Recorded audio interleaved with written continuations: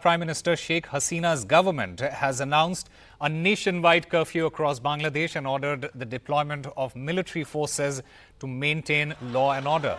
The government has deployed police and paramilitary forces across the capital to lock down campuses and break up protests. Remember, Indian students, they have been returning from Bangladesh. The Bangladesh Nationalist Party, the main opposition party, has extended support to the agitators and promised to hold these protests. Now, websites of major news outlets in Bangladesh, including the Daily Star and Dhaka Tribune, it remained offline. Some of the government websites also were hacked.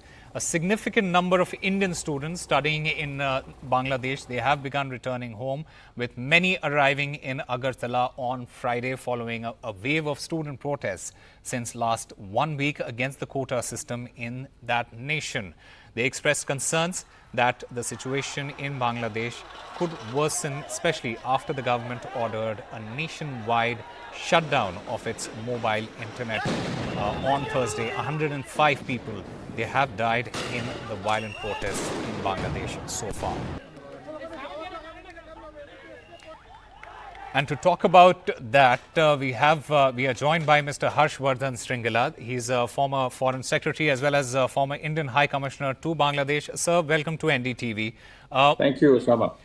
We have seen mass evacuations as far as the students are concerned there. My first question to you is, how does it affect the Indian students who are studying there? Because we have seen a lot of these students who go there for medical studies.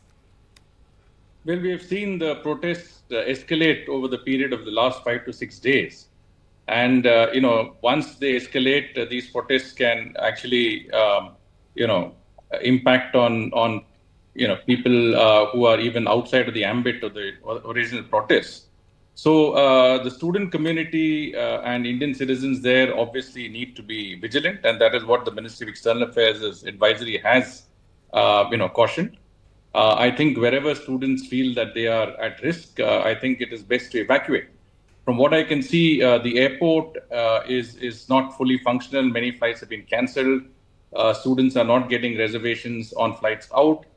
So the best way is to use any of the multiple, entry and exit points to access India and to come back home safe and sound.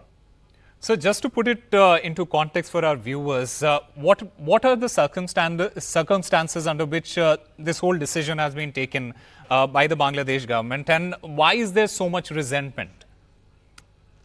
So let me put it in perspective. This is not the first time that the students have protested or are protesting. In 2018, when I was there were some fairly serious student protests. Much of it was on the issue of access to government jobs. There was a sense that, 50 years after independence, there was still a quota system that favored those who were descendants of freedom fighters at that time in 1971.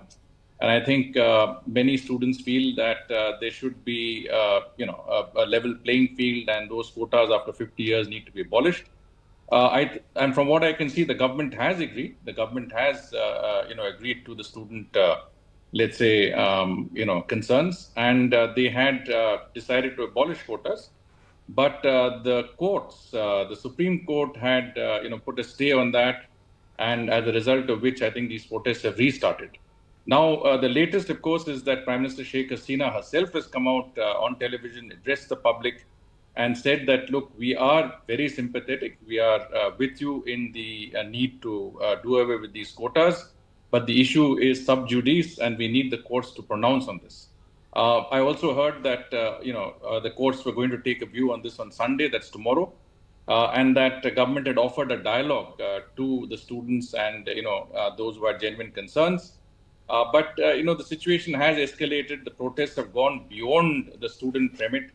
I have also observed that. And from various sources within Bangladesh, that others have joined in. Politically, the BNP, the opposition, has brought in a political dimension, anti-government dimension to this.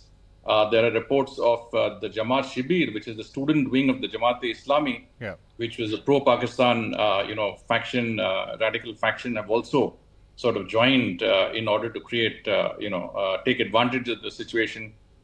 Fish in troubled waters and create some level of, violence and and basically put the government under pressure. Right.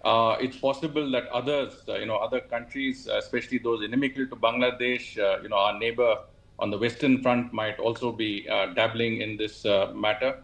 And certainly, I think the agitation from what it was has escalated into something that is more anti-government in nature. It has escalated into a larger movement involving vested interests, anti-government interess.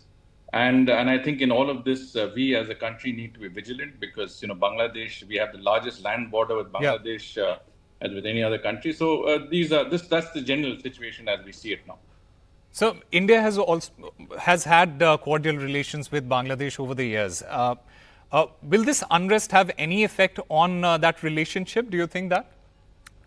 Well, we've had excellent relationship with Bangladesh since 2008, when Prime Minister Sheikh Hasina came to office, and since then, I think we have achieved more in the bilateral domain than we have in the last 35 years before that.